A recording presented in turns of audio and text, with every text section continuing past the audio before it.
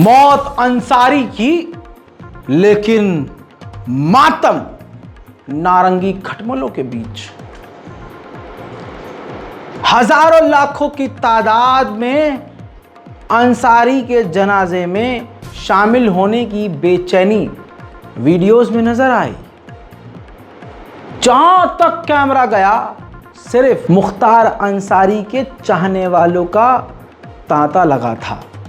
एक फ्रेम में पूरा क्राउड आ ही नहीं रहा था और ये तमाम तस्वीरें नारंगियों के दिल पर सांप की तरह लौट रही। बेचैन, परेशान, बदहवास सत्ता ने नाम मिटाने की कोशिश करी। सत्ता में बैठे लोगों ने सोचा मिट्टी में मिला देंगे इसे अंसारी को, कोई डर के मारे इसकी लाश पे भी नहीं जाएगा।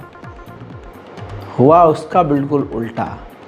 कुछ तस्वीरें इन नारंगियों के दोगलापन की रखूंगा, दोगलापन से और इनके मुंह पर गू पोतने से शुरू करूंगा। ये नारंगियों का दोगलापन देखिए। अपने आप को ये पत्रकार कहता था, कुमार श्याम नाम का ये पत्रकार। जब इनके समुदाय का एक गैंगस्टर मारा जाता है, सजा होती है या मारा जाता है, तो उसके समर्थन में किस तरह से ये नारंगी समुदाय से जुड़ा हुआ व्यक्ति लिखता है, जरा एक एक जुमले पर ध्यान दीजिए। भले अपराधी ही क्यों न मरे, मैं उसकी मृत्यु का सम्मान करूंगा, क्योंकि मैं अंततः मनुष्य ही हूं ना। भले ही उसने मनुष्यता का कत्ल किया हो, उसमें और मुझ में अंतर बस इतना है कि इसके बावजूद मैंने अपने भीतर मानवीय गरिमा बचाए रखी है। हम उस परंपरा के वंशज हैं जहां रावण वध के पश्चात श्री राम भी उसे प्रणाम करते हैं। यही हमारा हिंदूपन है। आइए दोस्तों, इसके हिंदूपन का अर्थार्थ, ये जो हिंदूपन बोला है यहां पर दोगलापन होना चाहिए था।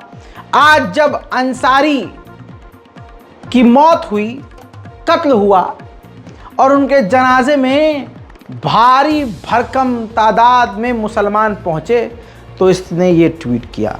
अब जो ट्वीट मैंने पहले पढ़ा वो याद रखिएगा इस हैवान का। यहां पर ये दोगला शख्स लिखता है, वो कहते हैं कि भारतीय मुसलमान भिन्न हैं। उनसे पूछिए कि भिन्नता क्या है।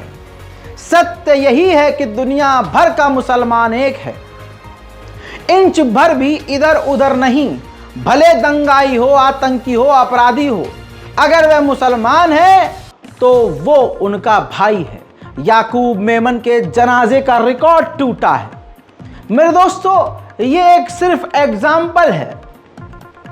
एग्जाम्पल दोगलापन, हैवानियत, नंगापन, ओछापन, बेगैरती, ये तमाम किस्म इन नारंगियों के अंदर कूट कूट कर भरी गई है। और जब ये पकड़े जाते हैं तो अपने परदादा के चाहने वाले और उनके वंशज होने की वजह से तुरंत अपने दादा की परदादा की बात को फॉलो करते हुए तुरंत माफीवीर बन जाते हैं, तुरंत माफी मांग लेते हैं। ये भीड़ देखकर पागल हो गए कि आखिर मुख्तार अंसारी के जनाजे में इतनी भीड़ कैसे। अरे मोदी जी ने और बीजेपी ने खूब पैसा गोदी मीडिया को दिया, खूब ऐड दिए और जबरदस्त प्रोपेगेंडा चलाया कि मुसलमान नामों को gangster gangster gangster, land mafia, आतंकी गोदी मीडिया बोले। और गोदी मीडिया ने पूरी अपनी बेगैरती से काम किया, लेकिन उसके बावजूद जनाजे में इतनी भीड़ कैसे हो गई। दंगाई चोपड़ा ट्वीट करता है, इसके भी सीने में तकलीफ देखिए। दर्द आप नहीं समझ पा रहे हैं, दर्द समझिए। गैंगस्टर विकास दुबे के मरने पर उसके परिवार तक ने उससे रिश्ता तोड़ लिया। कुछ गिने चुने लोग उसकी अंतिम संस्कार में पहुंचे। उसके धर्म की वजह से किसी ने उसको नहीं बचाया। सबके लिए देश पहले था, लेकिन माफिया गैंगस्टर मुख्तार के मरने के बाद की तस्वीर पूरा देश देख रहा है। बात कमाल की ये सुनिए, अब सुनिए। जो कोरोना काल में अपने माँ बाप को, अपने मरने वालों को अकेला तन्हा अस्पताल में छोड़ आए थे, और जो घर वाला मर गया उसको चुपके से जाके दरिया में फेंक आए थे। उनके सीने में तकलीफ हो रही है कि आज मुसलमान मुख्तार अंसारी के जनाजे में इतने सारे तादाद में कैसे पहुंच गए। गजब बेइज्जती है। इसी तरह से औंगे पोंगे मोदी का परिवार बने बैठे हैं, जिनके मुंह से सही जुमला नहीं निकल सकता, वो ऑनलाइन बैठकर नफरत फैला रहे हैं। मिस्टर सिन्हा, ये यूजर अकाउंट याद रखिएगा, मुसलमानों के खिलाफ भड़काऊ बयान हमेशा देता है। और भाई मोदी का नाम जोड़ लिया इसने और बता दिया कि मैं मोदी की फैमिली से हूं, तो आप उससे क्या उम्मीद करेंगे। वीडियो शेयर करता है जनाजे की और लिखता है कि हजारों की तादाद में लोग मुख्तार अंसारी के जनाजे में पहुंचे जो टेररिस्ट था, और हम आतंकवादियों यानी एक जिंदा बम के बीच जी रहे हैं। हालांकि केआरके ने तुरंत इसकी चड्डी उतार दी कमेंट सेक्शन में और नीचे लिख दिया कि और जिस दिन तू मरेगा कोई कुत्ता भी नहीं आएगा तेरे ऊपर मूतने को। This is the difference between you and him. ये वो मिस्टर चिन्हा है। रुको भाई, केआरके ने रोस्ट किया तो हम भी तो करें पहले, मेरे दिल को कैसे सुकून मिलेगा।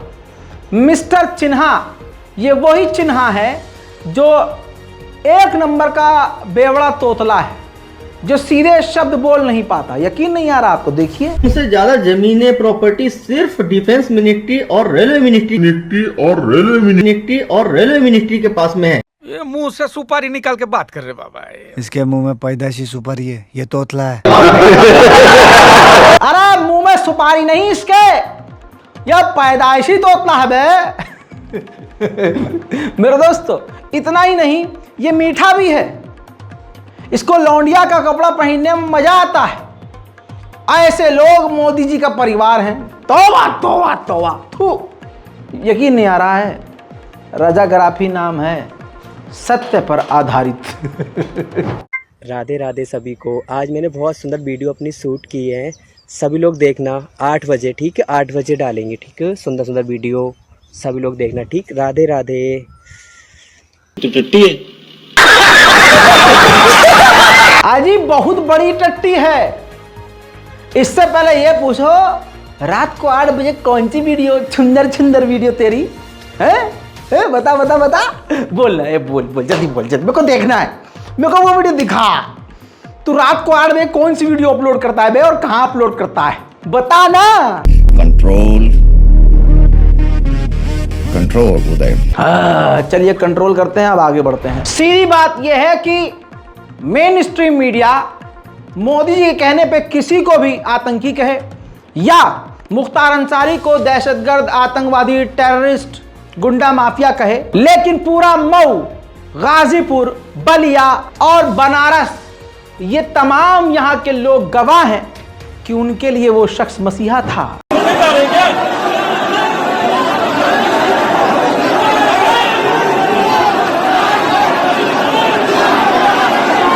ये तमाम भीड़ देखने के बाद शासन और प्रशासन पूरी तरह से हिल के रह गया, क्योंकि भाई सालों से प्रोपेगेंडा चल रहा था, Mukhtar Ansari terrorist, land mafia, गुंडा, मवाली, आई आई आई, टट्टी निकल गई। अरे मोदी जी अब तो तनख्वाह बढ़ा दो। मुख्तार को आतंकी बोला है इतनी जोर से कि टट्टी निकल गई। ऐसी निकली कि जोर सारा लगा दिया, फिर भी जनता की मोहब्बत खत्म ना हुई। अब एक चीज यह भी चल रही है शासन, प्रशासन और कानून व्यवस्था में कि उनको पता है कि मालिक को खुश करना है तो क्या करना है, मालिक को खुश करना है तो क्या करना है, बस मुसलमानों से और विरोधी पार्टियों से, जो बीजेपी की विरोधी है, उनको गरियाओ, टशनबाजी दिखाओ, धमकाओ, मोगैम्बो खुश हो जाएगा। गाजीपुर के डीएम की दादागिरी या यूं कहूं गुंडागिरी देखिए। जो सांसद हैं मुख्तार अंसारी के भाई, जो अभी भी सांसद हैं, नेता है भाई, जनता से मोहब्बत हासिल करके वो जीता है शख्स। जब मुख्तार अंसारी की लाश वहां पहुंची तो डीएम और प्रशासन चिढ़ गए। इतनी भीड़, अरे यार जिसका हमने पूरा आतंकी प्रोपागंडा चलाया था उसमें इतना प्यार, इतना मजमा, ऐसे कैसे? यह मजमा तो बीजेपी की रैली में मोदी जी के पीछे पीछे होना चाहिए और साहेब को, मोगेम्बो को खुश करना था। तो वहां की महिला डीएम ने, सोचिए नफरत कितनी है, सामने से मुख्तार अंसारी के भाई माननीय सांसद से जबादराजी करना शुरू कर दिया, क्योंकि मोगेम्बो के सामने अपने आप को बेहतर दिखाना था कि अरे मैं तो, और डीएम साहिबा के होगा कि अब तो भाई चुनावी सीटें मिल जाती हैं, टिकट मिल जाता है, बस मुसलमानों को परेशान करो। खूब बहस करी, खूब बहस करी, हत्ता कि ये तक कह दिया कि जनाजे में शामिल होंगे सिर्फ घर वाले और बाहर का कोई नहीं होगा। ये इतने सारे लोग लेके आए हैं आप, जो गोदी मीडिया जिंदाबाद और मुर्दाबाद जो भी नारेबाजी कर रहे हैं, सबका वीडियो फुटेज लूंगी और सब पे एफआईआर करवाऊंगी। मैं डीएम हूं। अकड़ देखिए, सत्ता का नशा इंसान को हैवान बना देता है। पावर, उनको लगता है बस यही सब कुछ है, लेकिन ईश्वर परमात्मा अगर जरा सी नजर तिरछी कर देना सब खाक हो जाता है। डीएम साहिबा ने खूब बदतमीजी करी और चुने हुए सांसद से खूब बहस करी। जरा सोच के देखिए, तड़पा तड़पा कर अंसारी को मौत दी गई और जनाजा भी सुकून से निकलने न दिया। यह हाल है हिंदुस्तान है भारत के मुसलमानों, यह हाल है हिंदुस्तान है भारत के मुसलमानों का। खुला बहस कर ये धमकी दे रही है डीएम कि सब पे एफआईआर। कुछ भी हो, आप हमारी मट्टी देने के लिए हमको बात करिए, आप करिए। मट्टी देने के लिए अपने धार्मिक प्रयोजन के लिए किसी परमिशन की जरूरत नहीं है। कस्बा नहीं, जहाँ के भी कोई मट्टी देना चाहेगा वो देगा। इसकी कोई परमिशन दुनिया में कोई नहीं लेता, नहीं लेगा। 144 के बाद भी किसी की मट्टी और जनाजे के लिए आप नहीं रोक सकते है, वो नेचुरल है, वो आते ही। बट जिन्होंने नारेबाजी की है उन सबकी वीडियोग्राफी कराई गई है और सबके विरुद्ध कार्रवाई करेंगे, क्योंकि हम बार बार अनाउंस भी कर रहे थे आदर्श आचार संहिता है तो उसके अनुरूप सबको आचरण रखना चाहिए। जिसने भी उल्लंघन किया है उसके विरुद्ध विधिक कार्रवाई होगी, उसके विरुद्ध मुकदमा दर्ज कराया जाएगा। जिंदाबाद के नारे लगाए गए। अभी आपको मैंने बताया कि वीडियोग्राफी कराई गई है, उसका अवलोकन करके जिस जिसने नारा लगाया है, जो नारा लगाया है उसके विरुद्ध हम लोग एफआईआर दर्ज कराएंगे। ये तेवर, ये जिद, ये चेहरे पर गुस्सा और ये नफरत डीएम साहिबा के चेहरे पर नजर आ रही है। अकड़, लेकिन उसी धर्म में जो गीता है, उस गीता और ग्रंथ में लिखा है कि अकड़ इंसान को, सत्ता का नशा इंसान को डुबो देता है। डीएम साहिबा आप जोर लगा लीजिए, कोई बात नहीं है, आपको जिसे खुश करना था खुश कर दिया। थोड़ी सी जब हमने रिसर्च करी तो पता है क्या निकल के आया, ये महिला डीएम वही हैं, डिस्ट्रिक्ट मजिस्ट्री जो जनाजे में भीड़ को रोकना चाहती हैं, ये वही डीएम है जिसने आरओ के पेपर लीक का मुद्दा उठाने वाले बच्चों पर एफआईआर दर्ज करवा के उनके करियर को बर्बाद करना चाहा था। बाद में माननीय हमारे मुख्यमंत्री और पूरी सरकार ने माना कि पेपर लीक हुआ था। माफी मांगने के बजाय ये अपने मोगेम्बो को खुश करने के लिए मुख्तार अंसारी के जनाजे को यको तन्हा, बिल्कुल कोई ना हो, अकेला दफना दो, ये चाह रही है। डीएम साहिबा को यह भी बुरा लग गया होगा, क्योंकि गोदी मीडिया तो डीएम साहिबा और बीजेपी के पाले का ही तो है। भाई गोदी मीडिया सालों साल से एक पूरा नैरेटिव दुनिया के सामने सेट कर रहा है कि मुख्तार अंसारी और ये जो मुसलमान नामी होते हैं, आतंकी, दहशतगर्द, यही होते हैं। अब लोग देख भी रहे हैं कि मारा जाने वाला मारा गया, उसके बाद भी गोदी मीडिया खुलेआम आतंकवादी तू तड़ाक अपशब्दों का इस्तेमाल कर रहा है खुले में, क्योंकि ऊपर से मोदी जी का आशीर्वाद है। अब डीएम साहिबा को यह भी बुरा लग गया होगा कि वहां जब गोदी मीडिया पहुंचा मरहूम मुख्तार अंसारी के एरिया में, तो वहाँ जब लोगों ने देखा गोदी मीडिया है तो उन्होंने गोदी मीडिया गो बैक के नारे लगाने शुरू कर दिए। मुख्तार अंसारी के समर्थकों ने, पूरे वहाँ के लोगों ने। वो वीडियो दिखाऊँ आपको, देखिए। जो बात डीएम साहिबा को ज़्यादा बुरी लगी, क्योंकि डीएम साहिब ने कहा जिन्होंने नारे लगाए हैं उनके भी हम वीडियो से निकाल के एफआईआर करवाएंगे भाई। देखिए, आइए भाई, देखिए, अरे आइए सामने, हालात जो है वो यहाँ पर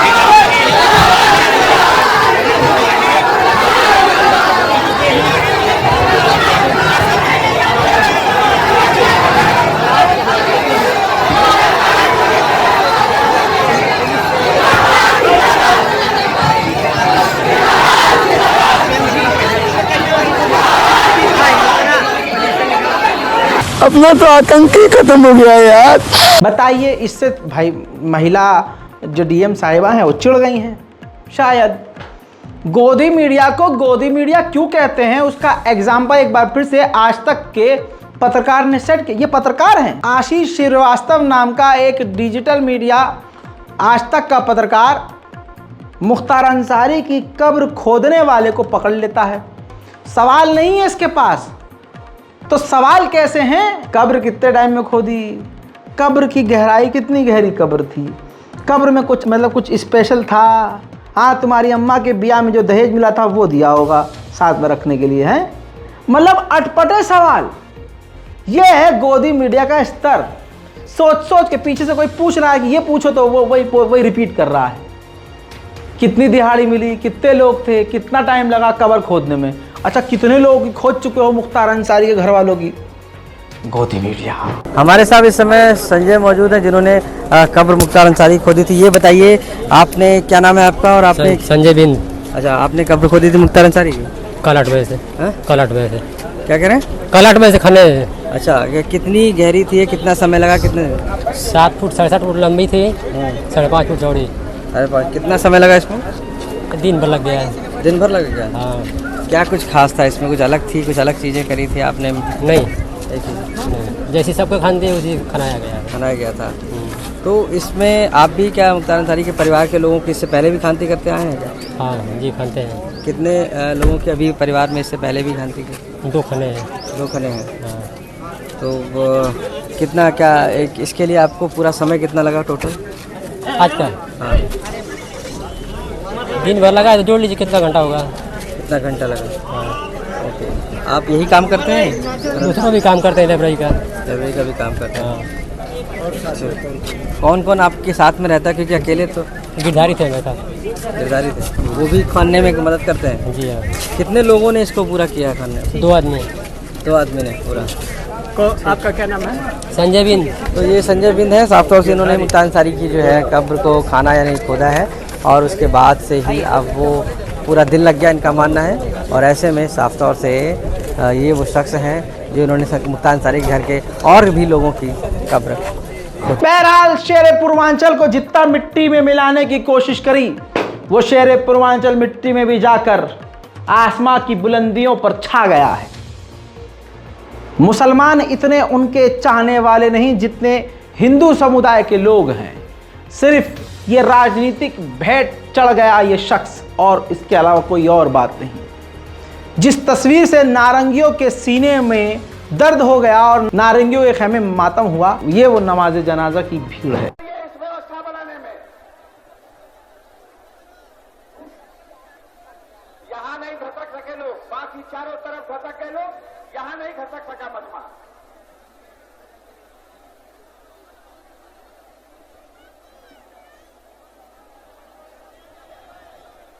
बहुसंख्यक समाज और नारंगी झुंड ये कह रहा है आतंकवादी के समर्थन में उसके जनाजे में इतना भीड़ कैसे हो गया। ये सब आइए अब इनका नाड़ा खींचता हूं। आतंकवादी गुंडे मवाली की ये भीड़ देखिए। इस भीड़ को क्या कहेंगे? रणवीर सेना प्रमुख ब्रहेश्वर सिंह के अंतिम संस्कार में 10,000 से अधिक लोग शामिल हुए थे। जब इस दुर्दांत अपराधी की भोजपुर जिले के आरा शहर में हत्या कर दी गई थी, तब हिंसा भड़की थी। आज मुख्तार अंसारी को मिट्टी देने आए लोगों को मिट्टी देने से रोका गया, इसलिए ये पोस्ट, ये खबर आपको बता रहा हूँ। दैनिक भास्कर के सोर्स के ही मुताबिक सबूत आपकी स्क्रीन पर है। ब्रवेश्वर मुखिया पर 250 लोगों की हत्या का आरोप था। इस आतंकवादी के ऊपर तमाम मामले खुद दैनिक भास्कर ने लिखे हैं कि 29 अप्रैल 1995 से 25 मई 1996 तक रणवीर सेना पर 38 हत्या का केस दर्ज था। 11 जुलाई 1996 को 21 लोगों की गर्दन रेत कर हत्या का आरोप था इस पर। 21 दिसंबर 1997 को जहानाबाद में 59 लोगों की हत्या का आरोप था। 25 जनवरी 1999 को जहानाबाद के अरवल में 23 लोगों की हत्या का आरोप था। 10 फरवरी 1999 को जहानाबाद में 12 लोगों की हत्या का आरोप था। 16 जून सन 2000 में औरंगाबाद में 33 लोगों की सामूहिक हत्या का आरोप था। 1994 से सन 2002 तक 250 लोगों की हत्या का आरोप था और उसके अंतिम संस्कार में 10,000 लोगों की भीड़ आप देख सकते हैं।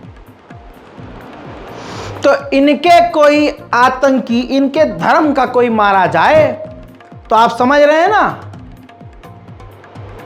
कोई पूछे मिसाल दो दोगले की, तस्वीर नारंगियों की दिखाकर मुस्कुरा देना। क्या बात है सर, क्या बात है सर, क्या बात। ये सपा विधायक महेंद्र नाथ ने गोदी मीडिया समेत तमाम विरोधी पार्टियों को नंगा कर दिया। मुख्तार अंसारी को रॉबिनहुड करार देते हुए अंधभक्तों और गोदी मीडिया पर थूक दिया। सुनना चाहिए और शेयर करना चाहिए। गरीब के हक के लिए लड़ते हैं, गरीब के लिए आवाज़ उठाते हैं। आप जैसे महान पत्रकार उनको माफिया कहते हैं, और जो वास्तव में माफिया हैं, जो गरीबों की ज़मीन हड़प रहे हैं, जो गरीबों का घर हड़प रहे हैं, गरीबों का हक अधिकार मार रहे हैं, जिनके ऊपर 100 मुकदमे हैं, आप जैसे पत्रकार के जबान से उनके लिए माफिया शब्द नहीं निकलता। वो गरीबों का रॉबिनहुड था, 5 बार का विधायक था, जेल में रहते हुए जनता ने उसको विधायक बनाया। क्या बात करते हैं आप लोग। मुख्तार अंसारी जैसे माफिया डांड, उनकी मौत पर क्या कहेंगे जिस तरीके से? फिर आप कह रहे हैं मुख्तार अंसारी पूर्व विधायक और वहाँ के गरीबों की मसीहा हैं, और जो वास्तव में डान है, जिनके ऊपर 100 मुकदमा है। इस प्रदेश के मुख्यमंत्री जिन पे 50 मुकदमे थे, जिन्होंने अपना मुकदमा स्वयं वापस लिया। इस प्रदेश के उप मुख्यमंत्री जिन पे सैकड़ों मुकदमे, जिन्होंने अपना मुकदमा वापस लिया। पहले आप उनको माफिया कहिए, फिर उसके बाद बात करेंगे। तमाम नारंगियों का झुंड दिन रात छाती पीटता रहे कि वो आतंकी था, लेकिन झूठ को बार बार रिपीट करने से सच झूठ नहीं बन जाता। जहां एक तरफ नमाज जनाजा हो रही थी, जहां मुख्तार अंसारी को सुपुर्द खाक करने की कोशिश हो रही थी, डीएम धमकी दे रही थी, सोशल मीडिया जहर उगल रहा था, हिंदू समुदाय के लोग मुसलमानों को कोस रहे थे, उधर एक हिंदू उसी नमाज जनाजा हो रही जगह के थोड़े से दूर एक बूढ़ा व्यक्ति 80-85 साल का उदास बैठा था। लोकल मीडिया का एक पत्रकार वहां पहुंचा, पूछ लिया कि बाबा ये सब क्या हुआ, मुख्तार अंसारी को आप जानते थे? उस शख्स ने बताया, मेरा नाम सुरेंद्र नाथ है, मेरा नाम सुरेंद्र नाथ है और मैंने मुख्तार अंसारी को यहीं पढ़ाया है। और मुख्तार अंसारी बोलते बोलते बाबा रोने लगे। वो टीचर जिसने मुख्तार अंसारी को, जो हिंदू टीचर मुख्तार अंसारी को पढ़ाया था, वो टीचर, वो बुजुर्गवार रोने लगा। उसके आंसू निकलने से ये मोहर लगी तो मुख्तार अंसारी कोई आतंकी नहीं था, ये सब प्रोपेगेंडा था। मरने के बाद भी उसको आतंकी, दहशतगर्द कहना इस बात की दलील है कि ये राजनीतिक खेल। क्या नाम है आपका? सुरेंद्र नाथ राय। सुरेंद्र नाथ राय। तो ये बताइए, कभी मुलाकात हुई थी मुख्तार अंसारी? हम उनको पढ़ाए थे यहीं स्कूल में, टीचर रहे हैं। हाँ। आप उनके अध्यापक हैं? हाँ। तो कैसे थे और जब आप उनसे मिलते जुलते थे, बातचीत होती थी? अरे बहुत अच्छे थे। लेकिन आज उनके बेटे को पैरोल नहीं मिला, आए नहीं अंतिम विदाई में। कहीं न कहीं पीड़ा है। हाँ, ये आपका छात्र इस दुनिया में अब नहीं रहा। अल्लाह अकबर। सिर्फ इतना नहीं, मुख्तार अंसारी की पड़ोसी हिंदू महिला से पत्रकार ने माइक लगाकर जब पूछा कि आपको मतलब क्या फील हो रहा, तो अगली औरत बोलती है, बुढ़िया औरत बोलती है, अल्लाह उन्हें सलामत रखे, कि मुख्तार अंसारी मेरे बेटे जैसा था। वो कौन से हिंदू हैं जो लगातार बिना कुछ जाने सिर्फ इसलिए गाली बक रहे हैं मुख्तार अंसारी को क्योंकि वो मुसलमान थे। देखिए, मुख्तार का मौत हो गई, उस पर आपको क्या लगता है?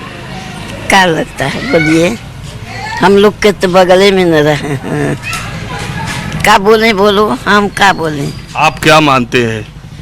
अरे भाई वो हमारे लड़के नहीं रहे हैं, वो भाई बहुत बढ़िया आदमी रहा। हाँ, लोग तो कहला कि बहुत उनका दबदबा रहा। अरे भाई अब लोग जौन कहे हम तो जानते हैं कि ठीक रहे, यहाँ खातिर आप लोग खातिर ठीक रहा। हाँ, तो ये हम जानते बाबू। साफ हो गया है कि मुख्तार अंसारी को जहर दिया गया। उनके परिवारजन कह रहे हैं हमारे पास पुख्ता सबूत हैं। मरने से पहले तमाम जानकारियां कोर्ट के अंदर, दोनों तीनों कोर्ट तहसील के अंदर दी गई थी। मुख्तार अंसारी ने खुद बताया था कि मुझे धीमा जहर दिया जा रहा है, लेकिन जानबूझकर इसको इग्नोर किया गया क्योंकि शायद सबको ये पता था। लेकिन एक और वीडियो पुरानी है या नहीं मुझे नहीं पता, लेकिन ट्विटर पर ट्रेंड कर रही है, एक्स पर ट्रेंड कर रही है, जिसमें माननीय अमित शाह जी जो मास्टरमाइंड हैं, चाणक्य, जिनको चाणक्य कहा जाता है, उन्होंने अपने मुंह से चंद मुसलमान नाम गिनाए जिनमें मुख्तार अंसारी का नाम था। कहा कि हमने भारतवासियों को, आपको इन लोगों से और मुख्तार अंसारी से निजात दिलवाई। तो घूम फिर कर सुई यहीं अटक रही है कि बीजेपी ने ही कत्ल करवाया है। सवाल गहराता जा रहा है। देख लीजिए ये वीडियो। सबसे बड़ा काम अगर कोई किया है तो हमने निजाम से मुक्ति दिलाई। निजाम जानते हो क्या है? जानते हो? नहीं जानते हो? मैं बताता हूं। निजाम में एन से मतलब है नसीरुद्दीन सिद्दीकी से मुक्ति भारतीय जनता पार्टी ने दिलाई। आई से मतलब है इमरान मसूद से मुक्ति भारतीय जनता पार्टी से दिलाई। आजम खान से मुक्ति भारतीय जनता पार्टी से दिलाई। अतीक अहमद से मुक्ति भारतीय जनता पार्टी ने दिलाई।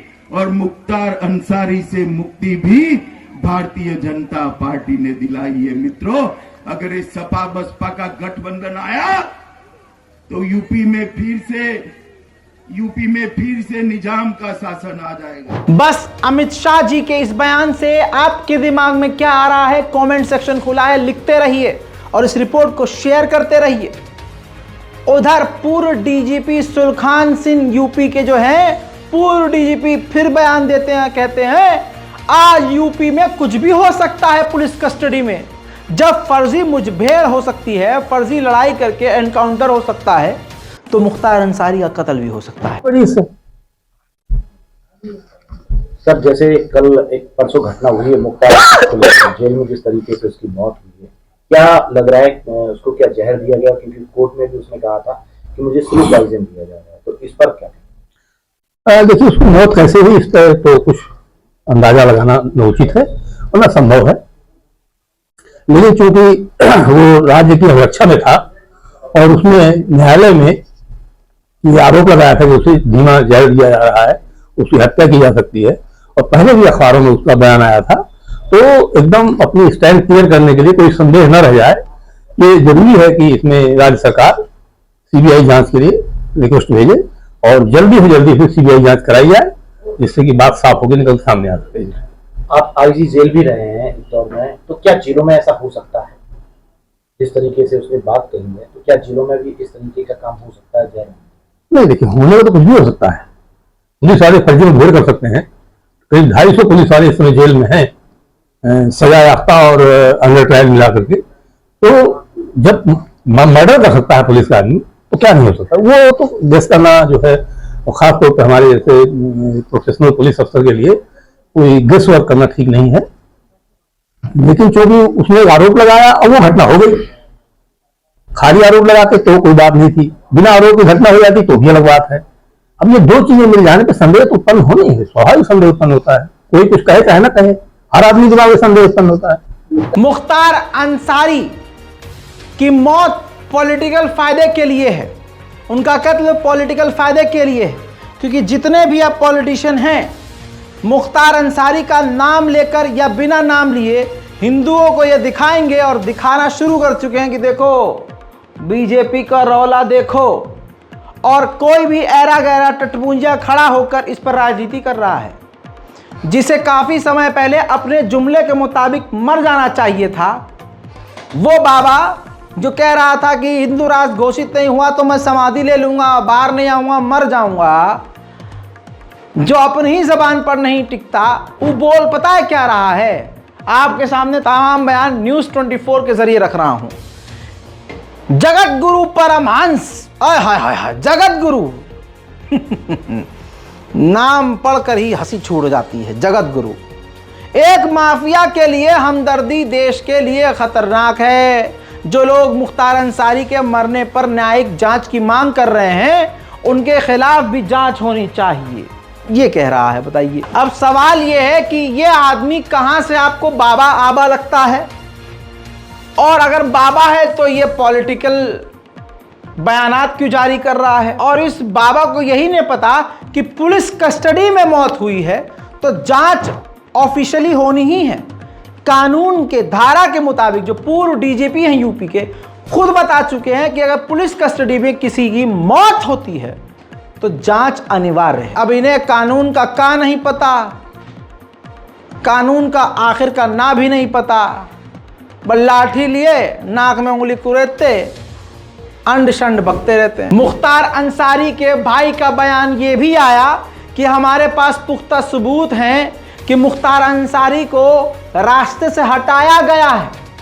जाहिर सी बात है, केजरीवाल को बंद कर दिया गया है, विपक्ष के बड़े बड़े नेताओं को हटा दिया गया है। साफ लग रहा है कि अगला इंसान कुर्सी पर जमे रहने के लिए अब बहस भी नहीं करना चाहता। अब डिक्टेटरशिप की, तानाशाही की हद पार हो चुकी है। अब वो लड़ना ही नहीं चाहता, अब वो चाहता है खत्म, चलो सफाया, कोई कंपटीशन ही नहीं। सुनिए मुख्तार अंसारी के भाई। और लोग जिस तरह के घटनाक्रम में मुख्तार अंसारी को खत्म किया गया, रास्ते से हटाया गया,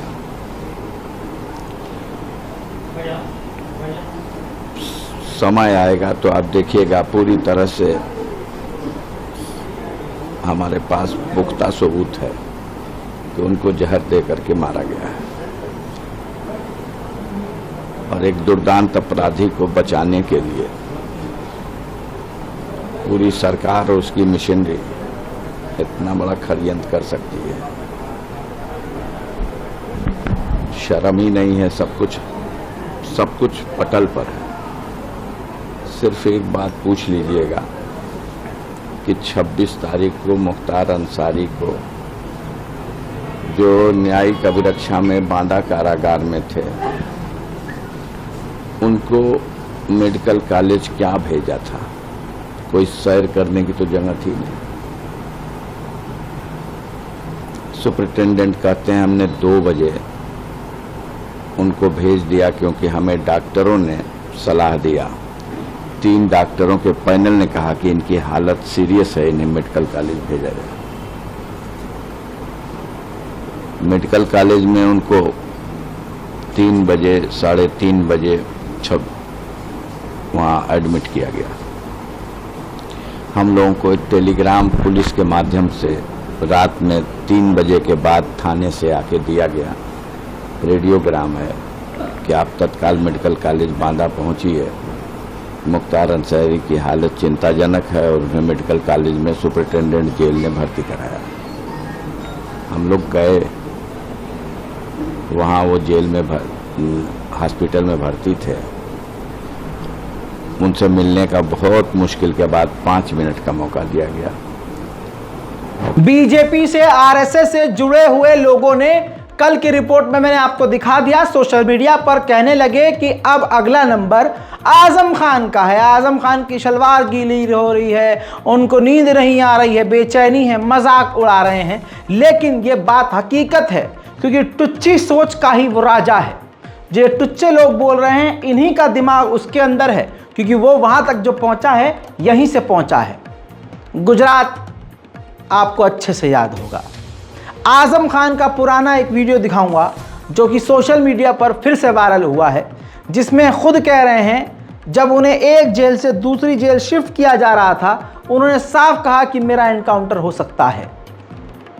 और इस वक्त बहुसंख्यक समाज को खुश करने के लिए बीजेपी कुछ भी कर सकती है। हमारा एनकाउंटर भी हो सकता है। आप लोग, कुछ भी हो सकता है।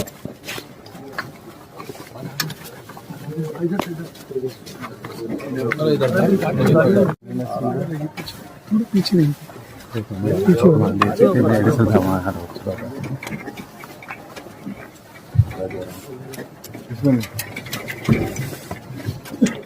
बहुत मजबूत चीज है बब्बा। अच्छा बहुत याद रहे। हाँ, एक इन्हें भिजवा देना बारी। आप बेफिक्र रहिए हर चीज। मैं हूँ ना अभी। मैं तो सामान आराम से रखो। आप बेफिक्र,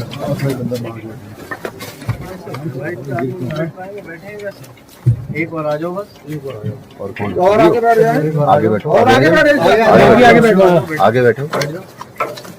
अगर आप देखेंगे, हर तरह से मुसलमानों को परेशान करने वाले, मुसलमानों के कातिलों को, मुसलमान के खिलाफ साजिश रचने वाले हैवानों को अब कोर्ट भी बाइज्जत बरी कर रही है।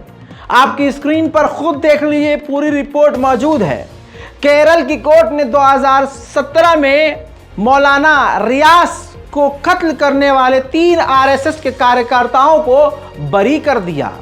असल में अब यह कोर्ट नहीं रह गया, अब जो आरएसएस कहता है कोर्ट वही करती है।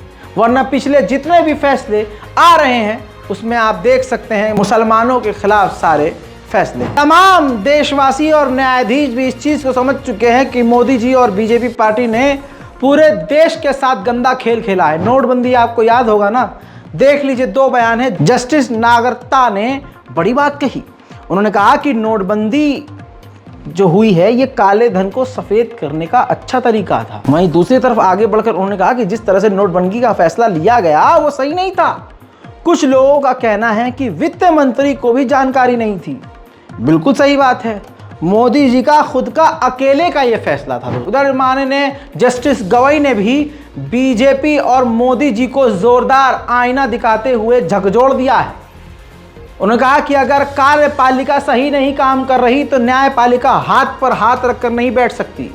काश ये हमारे चीफ जस्टिस ऑफ इंडिया को समझ में आए और वो सख्त फैसला ले। मेरे दोस्तों, पनौती तो पनौती है, जहां हाथ डालता है सब बर्बाद हो जाता है।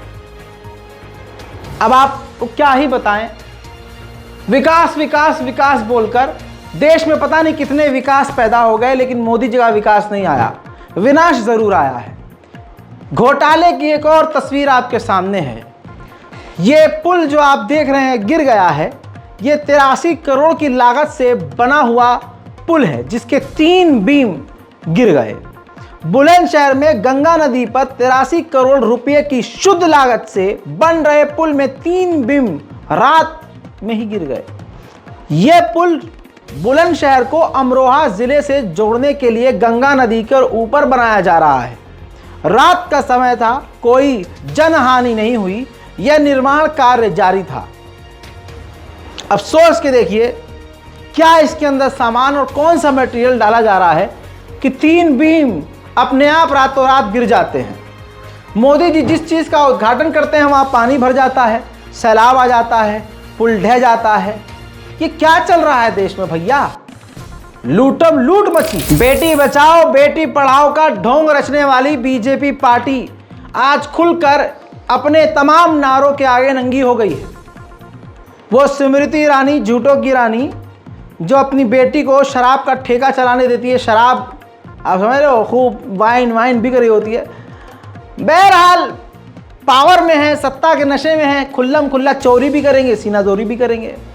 लेकिन हिंदू समुदाय भी अब समझ रहा है।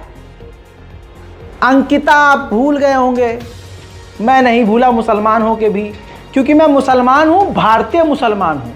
यहाँ का हिंदू भी मेरा भाई है, यहाँ का मुस्लिम मेरा भाई है, ईसाई मेरा भाई है। मैं सिर्फ मुसलमानों की आवाज़ नहीं उठाता हूँ, मैं तमाम अपने भारत के भाई बहनों की आवाज़ उठाता हूँ। बताओ कौन सा हिंदू संगठन अंकिता के लिए सड़क पर उतर रहा है? भूल गए होंगे आप इस अंकिता को। हाँ, स्मृति ईरानी के लिए सिर्फ कंगना ही देश की बेटी है, अंकिता भंडारी नहीं। ये नेहा सिंह राठौर ने कहा है। अब आपको बता दूं कि अब स्मृति ईरानी से अंकिता भंडारी के लिए सवाल पूछा गया, जिसको बीजेपी के नेता के बेटे ने वैश्यावृत्ति में ना उतरने की वजह से कत्ल कर दिया, तो मुंह से दो जुमला ईरानी के मुंह से नहीं निकला, आए बाएं शाएं करके फरार हो गई। देखिए अंकिता भंडारी के बारे में क्या कहना चाहिए? अंकिता भंडारी के बारे में क्या कहना चाहिए मैडम? अंकिता भंडारी के बारे में क्या कहेंगे? अंकिता वो बेचारी मासूम लड़की हिंदू समुदाय से थी, होटल के अंदर मैनेजमेंट का काम कर रही थी, बीजेपी के नेता के बेटे का वो होटल था। देखिए मैं स्क्रिप्ट से नहीं बोलता मोदी जी की तरह कि सामने टेलीप्रॉम्प्ट लगाया और मैं ना, ये दिल और दिमाग में बैठी हुई बात है, क्योंकि वो मेरी भी बहन थी, इस देश की बेटी थी। लेकिन हिंदू समुदाय खामोश, बीजेपी आरएसएस खामोश, बेटी बचाओ बेटी पढ़ाओ सब खामोश। और यहाँ मेरी ज़बानी सुन लो, मुसलमान हूँ ना मैं, तो मुझे तो ये मामला याद भी नहीं होना चाहिए। भारत का मुसलमान हूँ और मैं इनकी तरह दोगला नहीं हूँ। अंकिता भंडारी को कोई ख़ास मेहमान आने वाला था, मैनेजर ने बोला कि देखो तुम उनके रूम में चली जाना जिस्म फरोशी के लिए। अंकिता भंडारी के संस्कार ऐसे नहीं थे। अंकिता ने हाथ जोड़ लिए कि नहीं मैं तो नहीं जा सकती सर। भले ही खूब पैसे ऑफर किए गए, लेकिन अंकिता भंडारी ने अपने जिस्म का सौदा नहीं किया। कमाल की बात है, आज के ज़माने में ऐसी लड़कियां मिल रही हैं, बहुत मुश्किल है। लेकिन अंकिता भंडारी ने अपने जिस्म का सौदा नहीं किया, अंधा पैसा ऑफर करने के बाद भी। फिर जिसे बहला फुसला कर मैनेजर बीजेपी का नेता ले जाता है घुमाने के लिए और फिर पहाड़ से नीचे फेंक देता है। इस मामले को ऐसे भुला दिया गया है और बेचारे हिंदू जो मुसलमानों से नफरत कर रहे हैं, उनके दिमाग में इतना जहर घोल दिया गया है कि उन्हीं की बहन बेटी के साथ ऐसा हुआ है, बेचारे कुछ बोल नहीं पा रहे हैं। और स्मृति ईरानी साइड से निकल जा रही हैं सवाल पूछने पर। बलात्कारी जाहिल पार्टी का रिकॉर्ड आपके सामने रख रहा हूं। ये वो बीजेपी के लीडर हैं जिन्होंने बलात्कार किया है। ब्रिजभूषण सिंह पर बलात्कार का आरोप, Kuldeep Sengar, Sakshi Maharaj, MJ Akbar, Nihal Chand, Sandeep Singh, RN Tripathi, Ram Dular Gaur, K Bandi, Raghav ji, DN Jeevaraj, Vijay Jolly, Ashok Makwana, Jayesh Patel, Madhu Chavan, Anil Bhosale, R Bhavan Thade, Ramesh Gudhane, Shantilal Solanki और आगे बहुत कुछ। थैंक्स टू इंक्लूसिव माइंड जिन्होंने ये पूरा आंकड़ा इकट्ठा किया और देशवासियों को बताया। कहने का एक मकसद मेरा ये भी है, जो हमेशा मैं हाईलाइट करता हूं, कि एक तरफ मुसलमानों के साथ भारत में किस तरह का व्यवहार किया जा रहा है और दूसरी तरफ हमारे कुछ उलमाए दीन, लंबी दाढ़ी, मौलवी वाला चोला, लेकिन दिल या खुदा। आरएसएस के नेता की इफ्तार पार्टी में शामिल हुए हजरत मौलाना उमर इलियासी, ये वही इलियासी साहब हैं जो मुसलमानों के बीच कम, हिंदुओं के बीच ज़्यादा। ये देखिए अपने हाथों से आरएसएस नेता इंद्रेश कुमार को इफ्तार पार्टी का खाना पानी खिला रहे हैं।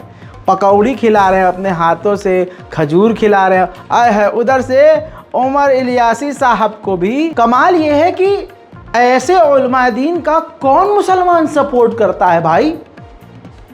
अगर उमर इलियासी साहब के पास ये मेरा वीडियो जा रहा है तो हाथ जोड़कर मैं ये पूछता हूँ कि आप धार्मिक सौहार्द की बात करते हैं, एकता की बात करते हैं, हम कभी आपको उन इलाकों में क्यों नहीं देखते जिन इलाकों और जिन घर पर मुसलमान के घर पर बिल्डोज़र चलता है या उन पर जुल्म होता है। ये सुपरस्टार वाली लाइफ जीने में इतना इंटरेस्ट है आपको, सेलिब्रिटी लाइफ एंजॉय हो रही है भैया। आप मुसलमानों की आवाज़ कब से हो गए? कौन कह रहा है आप मुसलमानों? एक पद मिल जाता है किसी को तो उसका पूरा गलत इस्तेमाल करता है। भारत के मुसलमानों के साथ जिस तरह का व्यवहार हो रहा है, उमर इलियासी साहब ने क्या कहीं सवाल खड़े किए हैं? प्रधानमंत्री से सीधा इनका मिलना जुलना है। अभी आपने समझाया है कि ये जो इतनी नफरत फैल रही है इसको थोड़ा कंट्रोल किया जाए। इफ्तार पार्टी में अपने हाथों से जो है ठूस रहे हैं मुंह में उनके कि लो अब बेटा आओ आप भी खाओ। उमर इलियासी साहब वो शख्स हैं जिनके तस्वीरें पहले भी वायरल हो चुके हैं। ये देखिए, मैं आज इस कमेंट सेक्शन में यही चेक करूंगा कि कमेंट करने वाले मुसलमान बताएं कि क्या आपके ये रहनुमा है। ये उमर इलियासी साहब, मौलाना हजरत उमर इलियासी साहब, ये इजराइल के दूतावास में इजराइल के नेताओं और एम्बेसडर से गहरा रिश्ता रखते हैं और राम मंदिर के उद्घाटन पर अयोध्या पहुंचे थे उद्घाटन पर। यानी मुसलमानों के बीच कम नजर आ रहे हैं, इजराइल, आरएसएस, बीजेपी में ज्यादा नजर आ रहे हैं। उमर इलियासी साहब, मैं तो शायद आपके पैरों की धूल भी ना हूं इल्म में, लेकिन अगर आप सच में आलिम हैं तो आपको अपने चश्मे से यह नजर नहीं आ रहा कि आप यहां सौहार्द की बात कर रहे हैं, एकता की, तो हमारे बीच से ज्यादा आप दूसरे में क्यों नजर आ रहे हैं भैया। मैं आपके आलिम, फाजिल, मौलवी इन तमाम डिग्री पर सवाल नहीं कर रहा हूं, लेकिन एज आम मुस्लिम ये सोचने पर मजबूर हूं कि आखिर ऐसी कौन सी मजबूरी हमारे आलिम दीन, हमारी आंखों की रोशनी, हमारे दिल की ठंडक उमर इलियासी साहब को मजबूर कर रही है कि वो ये सब करें, बजाय हमारे दुख, हमारे दर्द, हमारी आवाज़ बनने के हमारे खिलाफ हमें मारने, हमें दबाने का ख्वाब देखने वाले, साजिश रचने वालों के झुंड में आप नजर आते हैं। गुस्सा आप पर नहीं है, पूरी कौम का जिगर फट रहा है। गुजारिश यही है कि ऐसा ना करें, बड़ी इज्जत है। मेरे दोस्तों, बीजेपी का साया जिस पर पड़ता है ऐसा प्रतीत होता है वो बर्बाद होता है। हमारे एल्विश यादव भैया का जो सिस्टम था पूरी तरह से डामाडोल हो गया है। बड़ी मुश्किल से निकलकर जेल से आया था वो बाहर। अम्मा अब्बा ने पूरे चैनल पर बैठकर पोल खोल दी कि उसके पास जो फरारी है, स्पोर्ट कार है, मकान है, बंगलो है, सब EMI पे है और गाड़ी फाड़ी तो किराए पर लाके मस्त ये म्यूजिक वीडियो बना के दुनिया को और युवाओं को बेवकूफ़ बना रहा। अब एक और मामला हो गया है दर्ज, इस बार तो फाजिलपुरिया इन द जेल मामले में दर्ज हुआ है नया केस, सांप वाले मामले में, क्योंकि फाजिलपुरिया इंडे हाउस जो 5 किलो सोना पहन के यो यो यो करते थे, अब पुलिस करेगी यो यो यो यो यो। हाँ, अब सिस्टम पूरी तरह से हैंग, केस पर केस, केस पर केस। फाजिलपुरिया के गाने में सांपों को दिखाया गया था और एल्विश यादव का सांप से पुराना गहरा नाता है। अरे फंस गया, निकालियो। वैसे तो KRK सिर्फ हंसी मजाक का पात्र और बेइज्जती का पात्र हुआ करते थे, लेकिन कुछ समय से जिस तरह से उन्होंने अपना पक्ष रखना शुरू किया है गोदी मीडिया के खिलाफ, समाज में थोड़ी इज्जत उनकी बन गई है। गोदी मीडिया जिस तरह से मुख्तार अंसारी को आतंकवादी, देशद्रोह और जैसे गोदी मीडिया के तमाम बीजेपी वाले पत्रकार पत्रकारिता कर रहे हैं, उनको जवाब बहुत ज़बरदस्त तरीके से KRK दे रहे हैं। लिखते हैं कि जब रोहित सरदाना मरा तो 10 पत्रकार भी उसके घर पर उसको देखने के लिए नहीं गए। वो भी रात दिन औरों को गालियां दिया करता था। आज जितने भी जर्नलिस्ट कुत्ते की तरह भौंक रहे हैं, उनके साथ भी वही होगा। फिर हिंदी में लिखते हैं कि इज्जत भौंकने से नहीं, काम करने से मिलती है। KRK का रिकॉर्ड क्या है, भविष्य क्या है, मुझे नहीं पता, लेकिन फिलहाल ये स्टेटमेंट KRK का जेन्युइन है और सही है। नाली के गटर में पलने वाले, गटर गटर करने वाले, गू को खाने की चीज़ और पेशाब को पीने की चीज़ समझने वाले मुख्तार अंसारी को दिन भर गालियां बककर खुश हो रहे थे। वो क्रिमिनल है, फलाना है, धमाका है। आज मोदी जी ने जिस इंसान को टिकट दिया और राहुल गांधी के विरोध में खड़ा किया, विपक्ष में खड़ा किया, ये वो शख्स के Surendran, BJP candidate against Rahul Gandhi. 242 case हैं इनके ऊपर, 242। लेकिन मजाल है गोदी मीडिया का कोई भांडगिरी करने वाला पत्रकार बोल दे इतना कि ये गुंडा है, बोल दे कोई इतना, खाली केस खोल दे कि इस पे 200 से ज़्यादा केस हैं। लेकिन ये ना माफिया है, ना आतंकी है, ना गुंडा है, क्योंकि ये सब कुछ होने के बाद बीजेपी की वॉशिंग मशीन में धुल गया है। मुंबई के मीरा रोड का दंगा आपको याद होगा, और उससे पहले पूरे महाराष्ट्र और मुंबई और देश भर में घूम घूम कर जंगली जानवर की तरह बीजेपी का एक गंदा इंसान जो हमारी भारत माँ को तार तार करने की कोशिश कर रहा था, नाम उसका नहीं, स्वरे चकवाने तो हैं, लेकिन मैं बात कर रहा हूं नाम के अगेंस्ट काम करने वाला चोर उचक्का मवाली टी राजा। फुल स्क्रीन पर रिपोर्ट। आखिरकार संविधान से ऊपर कोई नहीं, कानून से ऊपर कोई नहीं साबित हो गया। मीरा रोड पर इसके भड़काऊ बयान की वजह से, जहां इसने पूरे देश भर में घूम घूम कर भड़काऊ बयान मुसलमानों को मारने, काटने और मिटा देने की, और लांडा लांडा कह के पता नहीं क्या क्या कह के मुसलमानों को गालियां दे रहा था, उकसा रहा था, उसके खिलाफ मीरा रोड के मामले में बॉम्बे हाई कोर्ट में पिटीशन दाखिल करी किसी अल्लाह के बंदे ने, जिसके बाद मुंबई हाई कोर्ट ने खुद आदेश दिया कि इसके खिलाफ FIR दर्ज हो। आइए, जहां बीजेपी वाले हिंदू हैं उनको देखिए, और जो नॉन बीजेपी वाले हिंदू हैं उनकी जान लीजिए। चेन्नई में खास कंपाउंड है, खास जगह है, वहां पिछले 40 साल से रमज़ान का इफ्तार का पूरा ख्याल, इफ्तारी का हिंदू समुदाय रखता है। हिंदू लोग वहां के पिछले 40 साल से मुसलमानों को इफ्तारी करा रहे हैं, और यही बीजेपी के सीने में चुभता है। अगर ऐसा नहीं है कि लोग जाग नहीं रहे हैं, हिंदू समुदाय के लोग समझदार हैं, पढ़े लिखे भी हैं, और उनको दिख रहा है कि सामने वाले ने सिर्फ बेवकूफ़ बनाया है। गाजियाबाद उत्तर प्रदेश में बीजेपी के प्रत्याशी 2 बड़े नेता वहां जब प्रचार करने के लिए पहुंचे तो जूते से पीट कर इनको भगाया गया। तस्वीर सबूत के तौर पर आपके सामने है। बीजेपी प्रत्याशी अतुल गर्ग और गाजियाबाद बीजेपी के महानगर अध्यक्ष को किस तरह से भगाया है, तस्वीरों में मुलाहिजा फरमाइए। आज सोशल मीडिया ने पूरा समाज, ऐसा नहीं है कि मुस्लिम समाज, पूरा समाज गंदा कर दिया है, बुरा कर दिया है। इसमें उनकी गलती नहीं है जो ये नंग वीडियो बना रहे हैं और बना रही हैं, हमारी ही गलती है कि हम ऐसे कंटेंट को देख रहे हैं। हमें गालीबाज लौंडों के और डबल मीनिंग डायलॉग के इतने वीडियो मज़ेदार लगते हैं कि हमारी अंतर आत्मा और छोटी मोटी चीज़ें जो हैं खुश हो जाती हैं, एकदम गुदगुदी लगती है, मज़ा आता है। आप समझ रहे हो, हकीकत है।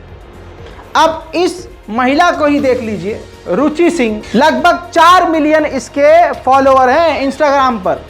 कोई ऐरी गैरी बात नहीं है और अपने आप को माशाल्लाह इन्फ्लुएंसर लिखेगी भैया। पूरी एडवांस रुचि सिंह 8885 फिरोजाबाद की परी अपने आप को लिख रही हैं और इन्फ्लुएंसर यूट्यूबर हैं। आइए इनके चंद वीडियो देखते हैं। ये देखिए 4 लोग, ये उत्तर प्रदेश में मामला चल रहा है। 4 से 5 लोग बाइक पर सवार हैं। अगला बंदा जो है वो टंकी पर बैठ के गाड़ी चला रहा है, हेलमेट किसी के पास नहीं है। अगले वीडियो में आप देखिए सड़क पर लौट कर शराब के नशे में हाथ में बोतल लेके नंगई पर उतारू, ये बहुसंख्यक समाज की बेटी या बहू कुछ भी कह लीजिए। अगले वीडियो में तो गजब ही हो गया, साड़ी पहने हुए हैं, चुम्मा किसी को दे रही थी, लपक किसी और ने लिया और इशारा भी कर दिया। लेकिन क्या करें, सरकारी सामान बन के चलेंगी तो कोई भी लपकेगा। अगला देखिए, अश्लीलता और फुहड़ता की हद है।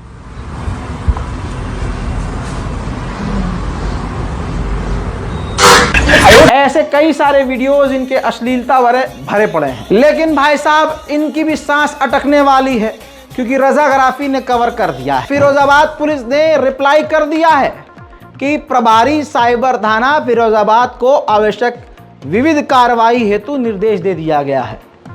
फिरोजाबाद पुलिस से दस्तबस्तक गुजारिश है, कम से कम 1 लाख का चालान काटिए क्योंकि यूपी की सड़कों पर खुलेआम अश्लीलता फैला रही हैं और लगातार यातायात के नियमों का उल्लंघन कर रही हैं। और मैं तो ये कहूँगा कि यूपी पुलिस इनके अकाउंट को ही चेक करे, कितना अश्लील है, यातायात का कितना उल्लंघन है और इनका अकाउंट सस्पेंड करे। जनता से गुजारिश है, सिर्फ ये नहीं, जो भी इस तरह के अश्लील और गंदे कंटेंट बना रही हैं, व्यूज़ और लाइक मत दो। चलिए अब आता हूँ मैं अपने खैमे में। हमारी मुसलमान लड़कियों को अब्बा ने कह दिया देखो कुछ भी करो लेकिन हिजाब पहनो, समाज का मुंह है। अब पापा की परी हिजाब पहन के सारे वो काम कर रही है जो पहले कर रही थी। केरला, साउथ और दूसरे इलाकों में जो हिजाब वाली लड़कियां रील पर मौजूद हैं, इंस्टाग्राम पर मौजूद हैं और वो इस्लामिक वीडियो डालती हैं, हगने से लेकर सहरी करने तक और सहरी से लेकर इफ्तार करने तक का और मुसल्ले से लेकर सजदा करने तक का, यकीन जानिए वो मुर्तद पहले से ही हैं। पहले से ही वो हिंदुओं के साथ बिस्तर गर्म कर चुकी हैं। बुरा लगेगा लेकिन कोई फर्क नहीं पड़ेगा। मेरी कब्र में सवाल का जवाब मैं दूंगा, आप अपनी कब्र में खुद सवाल का जवाब देंगे। मैं बिल्कुल क्लीन हूं, अल्लाह ने मुझे इस मुकाम पर पहुंचाया तो मैं लोगों तक बात कहने के लिए खड़ा हूं और मैंने अपना काम कर दिया। इस वीडियो को खुद ही देख लीजिए, सबूत के साथ बोलता हूं, रजाग्राफी बिना सबूत के कुछ नहीं बोलता।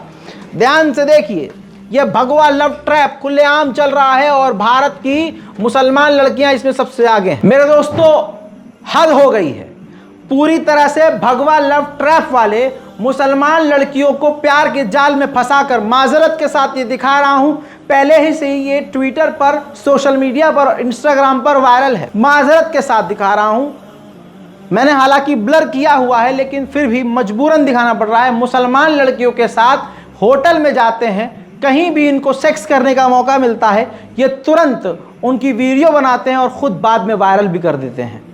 ये तमाम तस्वीरें जो वायरल हुई हैं, ये बहुसंख्यक समाज के भगवा लव ट्रैप के जो खेल खेल रहे हैं उनके फ़ोन से वायरल हुई हैं।